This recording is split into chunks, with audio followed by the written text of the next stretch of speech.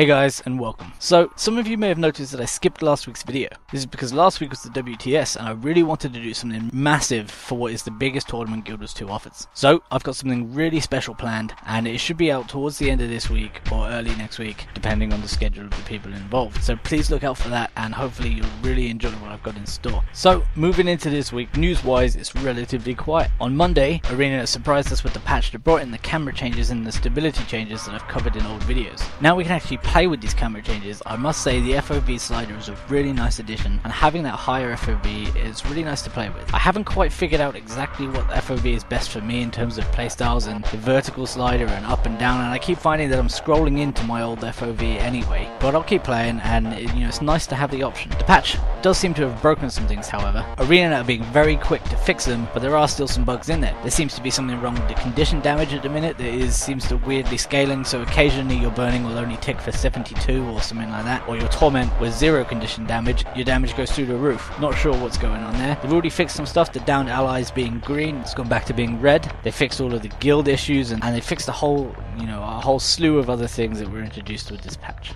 Now we'll move into the PvP, and it was another great week. Sizzling Hot Pressure continued their recent dominance by winning the ESL Weekly on Thursday, taking out Your Goose is Cooked, TCG, and then 55 HP Monks in the final. And let's just go into a bit more detail about these games for a minute. Starting with the first game on Legacy, it's the first time I think I've ever seen a double Lord push end so closely. With the scores at 420 to 330 in favour of Sizzling Hot Pressure, both teams pushed for their respective Lords. 55 HP Monks were the first to take out their Lord, moving them up to 498 points, but with only one cap in their favour, they only managed to tick over to 499 when Sizzling Hot Pressure finished off their Blue Lord, sending them over the 500 mark and ending the game. 588 to 499. This really was one of the closest games I think I've ever seen played, and a great indicator for just how competitive the EU scene can be. On Activate at the moment, have dropped it as well. Who's coming through? Carsave's coming through, as well as Misha here. We are going to see Zan there as well. Red team going for their counter push. It's going to be all about who gets the Lord down first. No support is here, really. EC is over here. He's the only team member. Blue team needs to go in, and straight away, I'm going to keep an eye on the Red Lord. They've got the engage off first. I'm going to stick my target on him. We've down to about 50% HP, now to about 40. No interrupts coming in as well. 50, we see the interrupt coming out. The conditioner stack. Oh, 10% on the Red Lord! HP. Oh my god, 2 points away!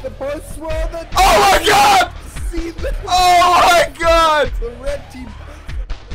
Honestly, it's rare you actually see a team commit to a Lord rush when their Lord is being pushed as well. Usually, they'll try and defend their Lord instead, especially when they already have nearly a 100-point lead. But Sizzling Hot Pressure played aggressively and it worked in their favour. With the timings it evolved, it almost feels like luck that won this game for Sizzling Hot Pressure. If it had taken them 1 extra second to kill their Lord, we're talking about a 55 HP Monks win here. And really, the second match on Temple was just as close, ending at 501 to 452 in favour of Sizzling Hot Pressure. Again, it really was super close the entire game. 55 HP Monks actually came back from an early deficit to hold the lead for a large chunk of the game. Unfortunately, with the 2 cap already in Sizzling Hot Pressure's favour and their gap quickly closing, a decap from Kazir on 55 HP Monks home point really sealed the deal and swung the momentum back in the favour of Sizzling Hot Pressure, and they were able to ride out the game to the 50-point victory. This is probably one of the closest weeklies we've ever had, I think.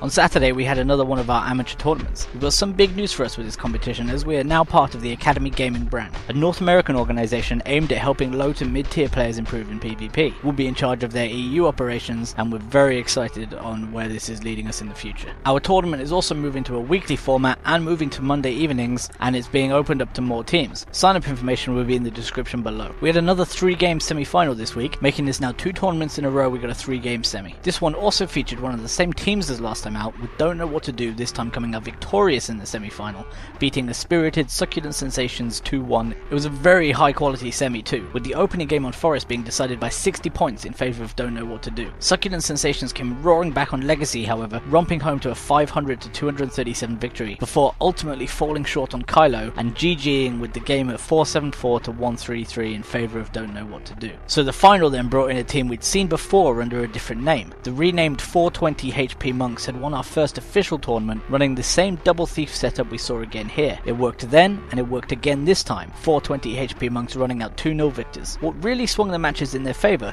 was not only the insane mobility and decap potential that their two thieves offered, but they were still able to successfully win large scale team fights, which was originally the part of the game we thought they'd suffer in most. So congratulations to 420 HP monks, they'll be getting 2,000 gems each, don't know what to do, will be getting 800 gems each, and if they keep trending upwards they may even win next week. And again, thank you to Blue for coming to cast this with me. It was great having you on, and hopefully we can get you back again in the future.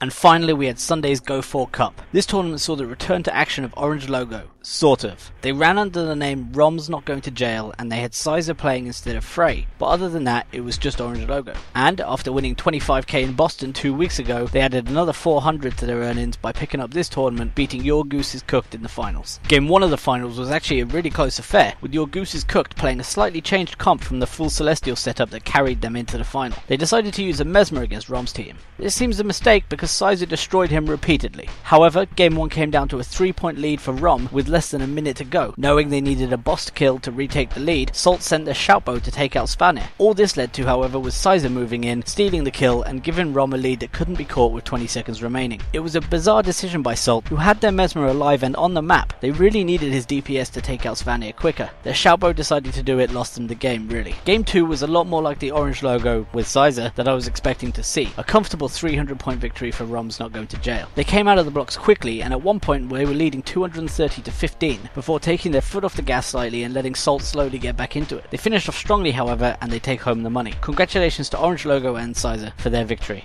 That's all from me. Watch out for my special episode later this week, and I'll see you all next time.